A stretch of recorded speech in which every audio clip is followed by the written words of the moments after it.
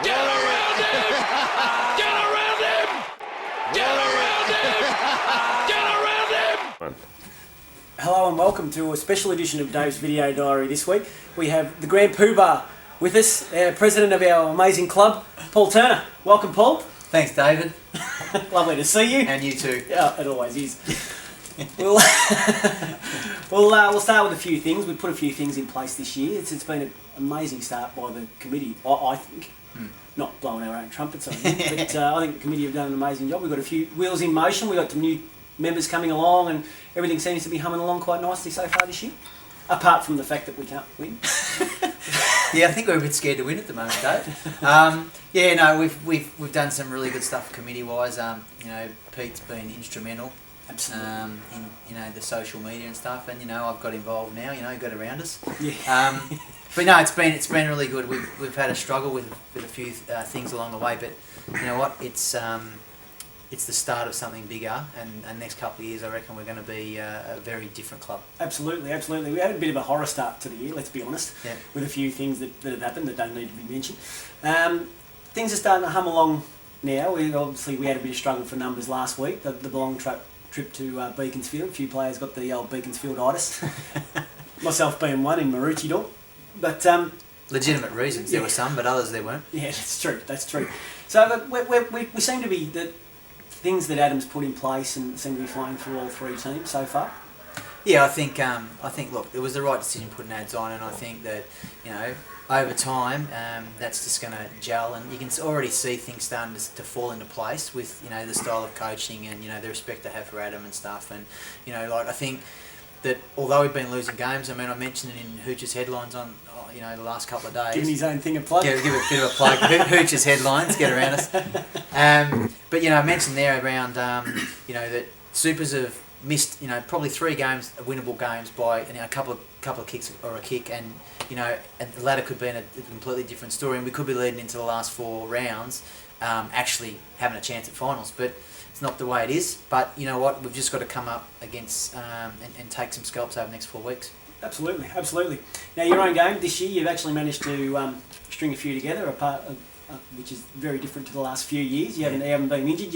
You're the most taped man, and you barely see any skin for Paul. For anyone that's actually seen him playing, he's got things up his legs and down his arms and over his face and everything. You're injury free at the moment. Oh, I'm still managing things, but last year was a horror year for me, But this year, strung them together. Gradually got back into it. Having some decent input now. So I love it. I love the club. I reckon it's tremendous vibe around it.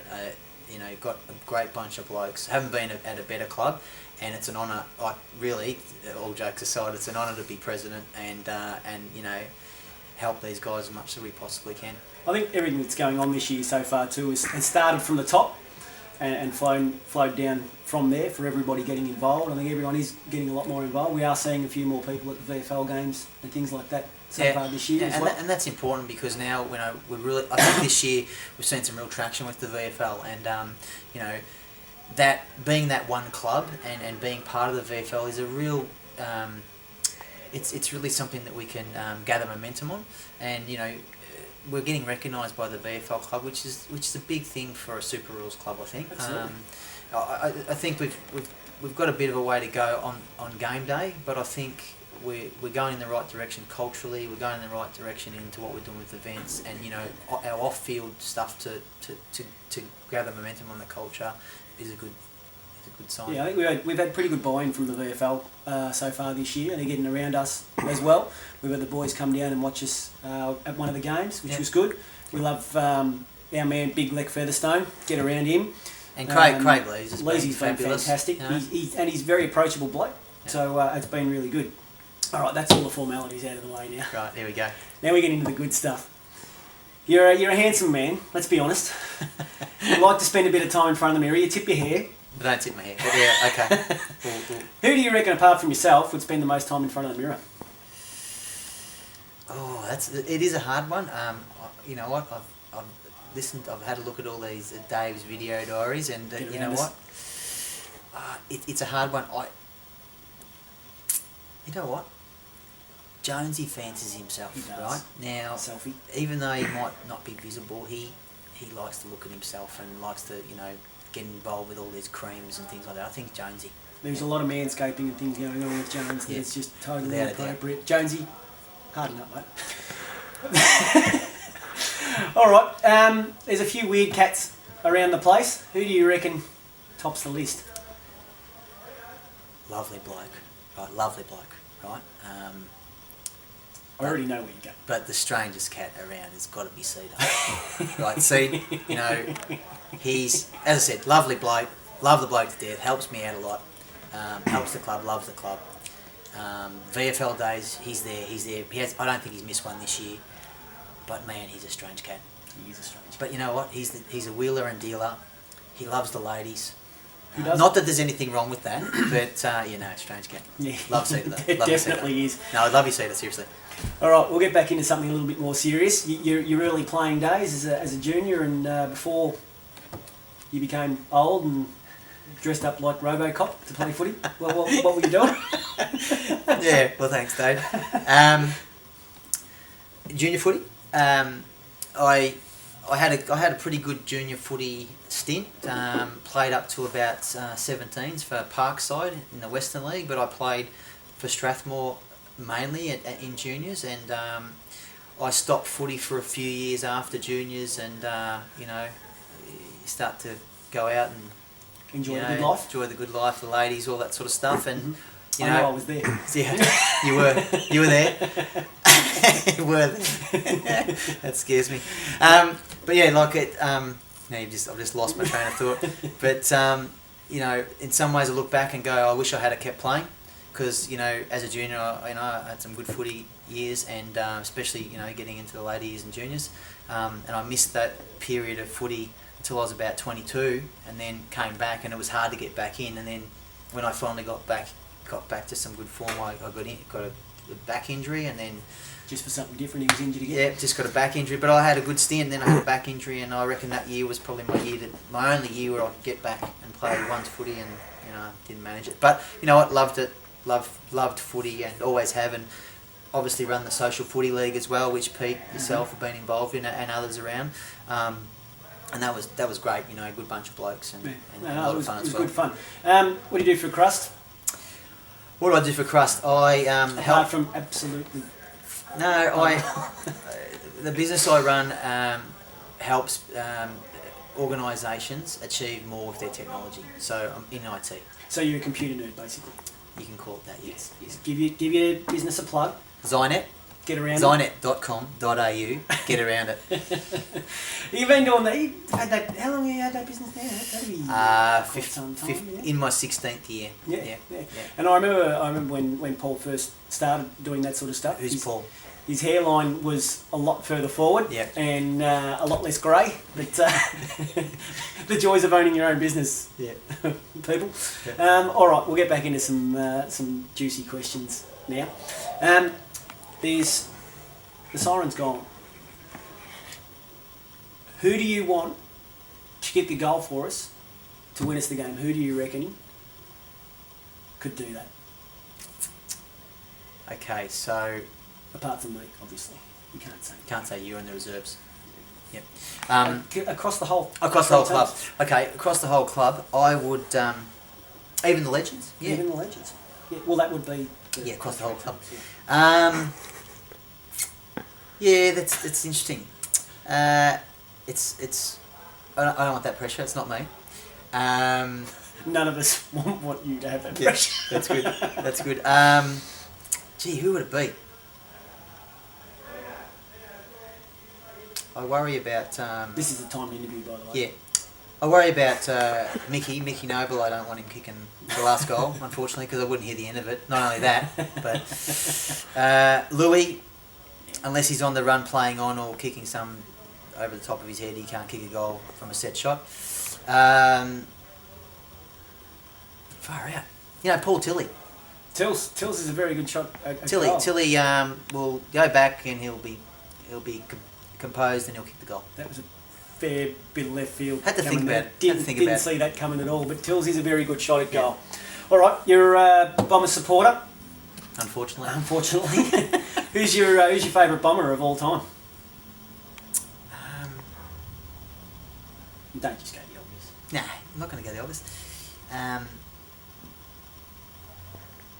liked Merv Nagel. Merv Nagel. Yeah. Hell, number one running around down there. He was Merv very, very Nagel, handy player. and I did like. I'm only allowed to name one. Who else did I like? No, that'll do. I'll stick with Happy that. with Merv? Yeah. Happy with Merv. All right. Who do you reckon's going to win the flag this year? Freo looked pretty good.